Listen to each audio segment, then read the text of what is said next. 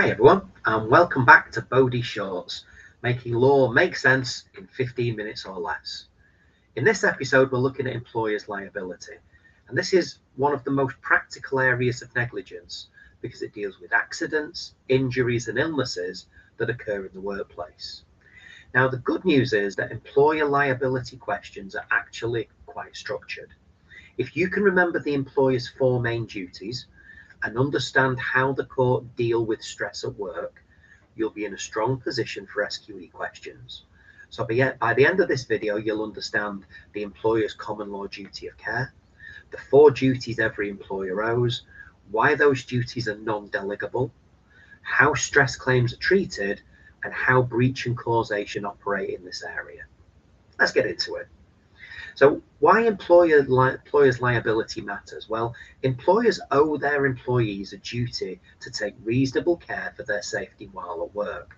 And this sounds simple enough, but the courts have spent decades deciding what that duty actually means in practice. As a result, the general duty has been broken down into four specific obligations.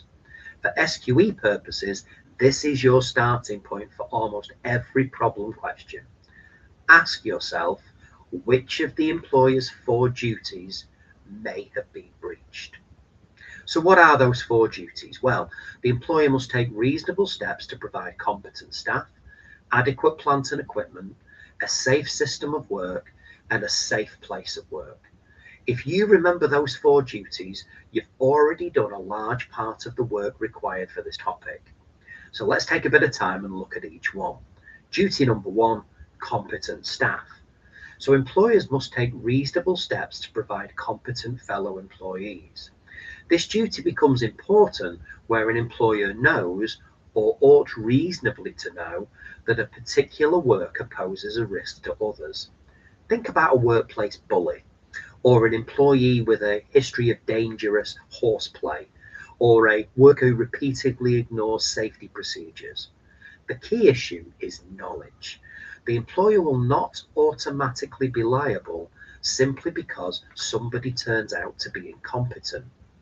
Instead, liability usually arises because the employer knew about the risk and failed to take reasonable action. That action might include training, supervision, warnings, reassignment, or even dismissal. The important SQE point is this: the duty is triggered by what the employer knew or ought to have known about the risk being created by the employee. Duty number two was adequate plant and equipment. The second duty is to provide adequate equipment and machinery to enable the job to be done. So in simple terms, if employees need equipment to do the job safely, the employer must provide it and maintain it properly. So this would include things such as machinery, tools, protective equipment, vehicles, safety devices, and equipment can become inadequate in many ways. For example, poor maintenance, lack of servicing, missing safety guards, design defects, manufacturing defects. The fact that a defect originated with a manufacturer does not necessarily help the employer. One of the key features of this area is that the employer's duty is personal.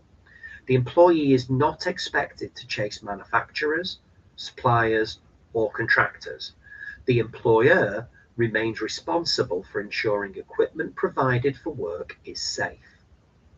For SQE purposes, if a question involves machinery, equipment, tools, or workplace technology, this duty should be at the front of your mind. The third duty to consider is a safe system of work, and this is probably the most important. It is certainly the widest. A safe system of work means more than simply providing equipment. It means creating a safe method for carrying out the work itself. So this may involve training, supervision, safety instructions, warnings, monitoring, and disciplinary procedures. And a common student mistake is assuming that an employer can create a written safety policy and then forget about it. It's not true. The employer must take reasonable steps to make sure the system is actually followed.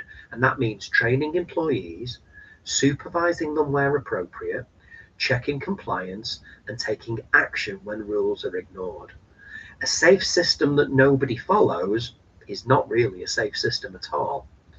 For SQE purposes, whenever you see an accident caused by poor procedures, inadequate training, or lack of supervision, think about the safe system of work duty. Our fourth duty is a safe place of work, and this covers the physical environment in which employees work. For example, unsafe floors, dangerous access routes, building defects, hazards within the workplace. However, this duty goes wider than many students realise. An employer may still owe obligations even when an employee is working away from the employer's premises. The key question is whether reasonable steps have been taken to ensure that employees can work safely wherever their work takes them. And this reflects the court's willingness to give employees significant protection in the workplace. We then need to look now at the non-delegable nature of this duty. And this is one thing that links all four of those duties together. Now, this phrase non-delegable is well worth remembering. It means the employer cannot escape responsibility simply by saying somebody else was supposed to do that. So suppose an external contractor services workplace machinery and does so negligently, leading to an employee becoming injured. The employer may still be liable because the duty to provide safe equipment remains the employer's duty. The employer may later be the contractor, but that is not the employee's problem.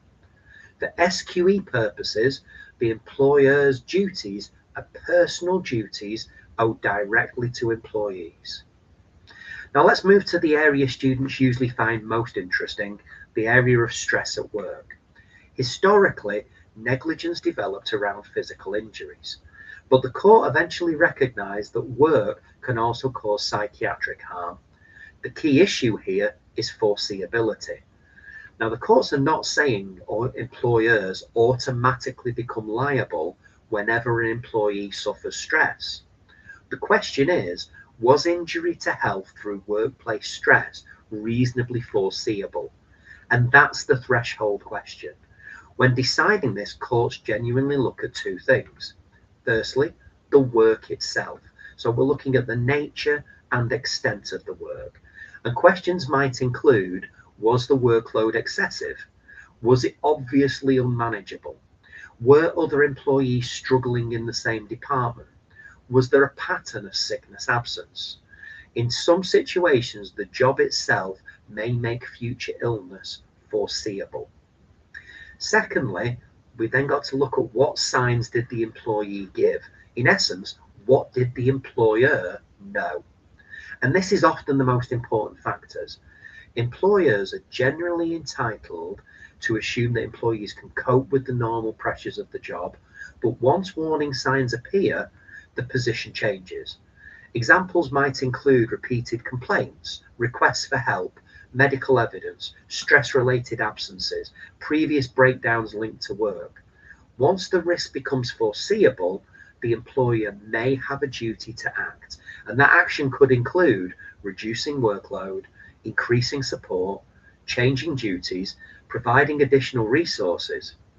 Now, one of the most famous stress cases involved an employee suffering a second breakdown after the employer failed to implement promised support measures. The critical point was foreseeability. After the first breakdown, further harm was much easier to predict. Now, once a duty is established, breach is analysed using the same principles we discussed in our breach of duty video. So the court asks, did the employer act as a reasonable employer would have acted? Relevant factors would still be the seriousness of the risk, the likelihood of harm, the practicality of precautions, and the cost of precautions. Again, the employer does not have to eliminate every possible risk, but it must take reasonable steps in response to foreseeable dangers. Remember as well that employers owe duties to individual employees. A reasonable employer may need to make additional precautions for a particular employee if the employer is aware of special vulnerabilities. After breach, of course, would still come causation. The employee still needs to show that the employer's breach caused the injury, and the normal negligence principles would apply. In practical terms, this often means asking, would the injury have occurred but for the employer's failure to take reasonable care? Now, in stress cases particularly, this is becoming an important battleground because employees may face difficulties outside of work which also affect their health, and the court must decide whether the workplace breach actually caused or materially contributed to the injury. So what's Bowdie's bottom line? Well, most employer reliability questions become much easier if you begin with a simple question. Which of the employer's 4 duties is relevant? Remember them: competent staff, adequate plant and equipment, safe system of work, safe place of work. Then remember that these duties are non-delegable. The employer simply cannot blame someone else. For stress at work cases, focus on foreseeability. Ask, did the employer know, or ought it to have known, that this employee was at risk of suffering illness through workplace stress? If you identify the duty, analyse foreseeability, and then apply the usual negligence rules on breach and causation, you'll be well placed to tackle employer liability questions in the SQE. Thanks for watching this episode of Bowdie Shorts. There'll be more videos in the Tort series available soon.